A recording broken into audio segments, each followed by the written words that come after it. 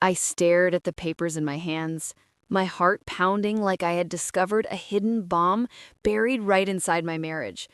Invoices, email printouts, signed agreements, bank statements, and one particular document that made my blood turn cold. A loan agreement with Ryan's forged signature of mine? I froze.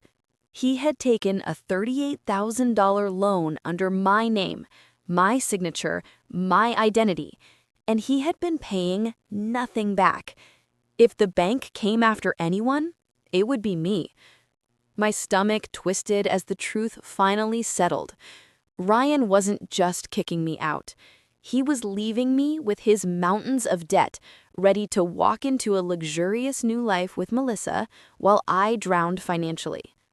I felt a fire ignite inside me, so bright, so fierce, it burned away every leftover piece of love I had for him. "You wanted to destroy me," I whispered to the empty room. "But you made one mistake. You underestimated me." The first move.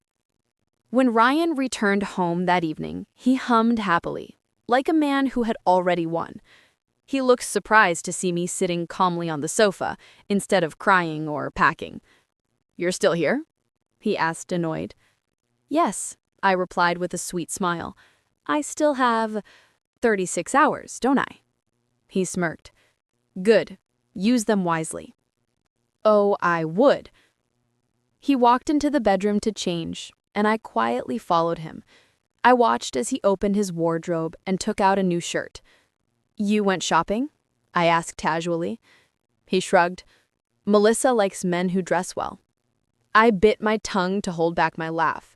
He thought he was ascending into a glamorous new life. He had no idea that the ground beneath his feet was about to collapse. "Ryan," I said softly, why didn't you tell me you took a $38,000 loan under my name?" He froze. For the first time all day, genuine panic flashed in his eyes. "What? What are you talking about?" I walked toward him and placed the document gently on the bed. "This." His face turned pale. "I didn't... You... Where did you get that?" "You left it in the closet. You aren't as smart as you think." He swallowed hard, his jaw tightening. "Olivia, you don't understand. I was going to tell you eventually." "Before or after you kicked me out?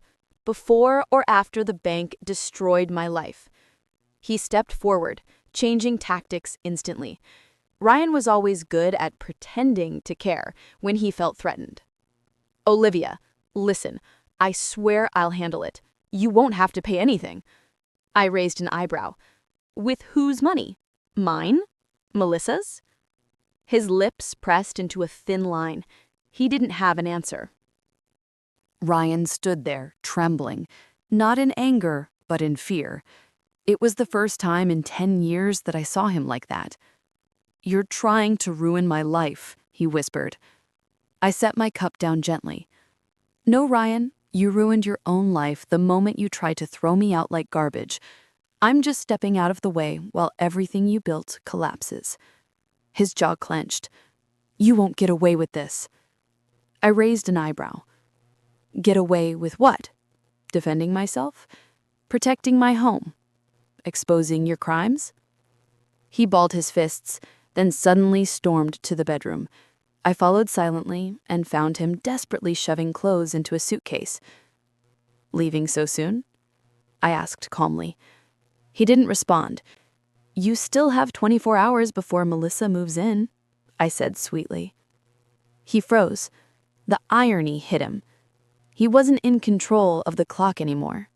I was. The visit to Melissa. While Ryan panicked at home, I took a taxi to Melissa's apartment. I didn't want to fight. I didn't want drama. I wanted facts. And I wanted her to know who Ryan really was. She opened the door with a surprised smile. "Oh, Ryan said you were leaving?" I finished. She blinked. "Yes." I handed her a sealed envelope. "Before you build a life with him, you should see this." She frowned and opened it. Inside were Ryan's forged loan documents, screenshots of him mocking her behind her back, his messages calling her a ladder to climb higher, his plans to leave her once he got promoted. Proof that he used my money to take her on trips. Her face fell piece by piece, like a mirror cracking in slow motion. Then she whispered, "He used me." I nodded. The same way he tried to use me. The same way he used this house, our marriage, our savings. Tears filled her eyes, then anger replaced them instantly. What a bastard. I agree. She looked at me, ashamed. I'm sorry. I thought he loved me. He told me you were cold and distant. I laughed softly. Ryan always lies when he wants something. Melissa took a deep breath. Don't worry. I won't go anywhere near him again.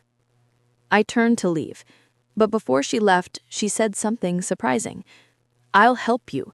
If he tries to come to me, I'll make sure he gets nothing but humiliation. I nodded, appreciating her parting gift. Another piece of his world shattered. Ryan's breakdown begins. When I returned home, I found Ryan sitting at the dining table staring at nothing. He looked empty. Melissa blocked me, he whispered. I sat across from him, folding my hands politely. That must hurt. She thinks I used her. Someone told her lies about me. Oh, lies? I tilted my head. Or the truth. He glared at me. You're enjoying this. Not enjoying, I corrected. Just observing consequences. He slammed his hand on the table. What do you want from me? I leaned closer. An apology. He blinked, stunned. What? You owe me a real apology, Ryan, for cheating, for lying, for stealing, for humiliating me, for thinking I would just walk away. His chest rose and fell angrily. I don't need to apologize. You're the one destroying everything. I shrugged. Suit yourself. I stood up, walked into the living room, and picked up another envelope. What's that? He asked suspiciously. Oh, nothing, I said casually. Just a report for the police. About the forged loan? Identity theft is a crime, you know. His eyes widened in horror. Olivia, please, don't. I smiled slightly. There's still time. 48 hours isn't over yet. The lawyer arrived. I had scheduled an appointment with a lawyer named Attorney Grace Weller, known for handling messy divorces and exposing hidden assets. She arrived at our home that afternoon. Ryan looked terrified when she walked in wearing a sharp suit and carrying a thick file. Hello, Mr. Carter. We need to discuss your wife's legal rights. He swallowed hard. Legal rights? Yes, Grace nodded. Yes, since the house belongs to both of you, you cannot evict her. Secondly, she is entitled to spousal support. Third, your forged loan is a federal offense. Fourth, she can press charges for financial abuse. Ryan's face drained of color. I can explain. There is no explanation for fraud, Grace said sharply. You could face jail time. He looked at me, betrayal in his eyes. Olivia, how could you? I let a small, cold smile appear. How could I?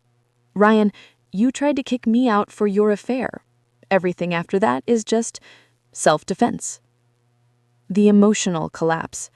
That evening, Ryan's family came over, not because he invited them. I invited his mother, and I told her everything. She stormed into the house with fire in her eyes. How dare you treat your wife like this? She yelled at Ryan. Ryan looked like he wanted to disappear. His father shook his head. We didn't raise you like this. His sister glared at him. You disgust me. For the first time ever, his own family stood with me, not him. Ryan looked small, defeated, exposed.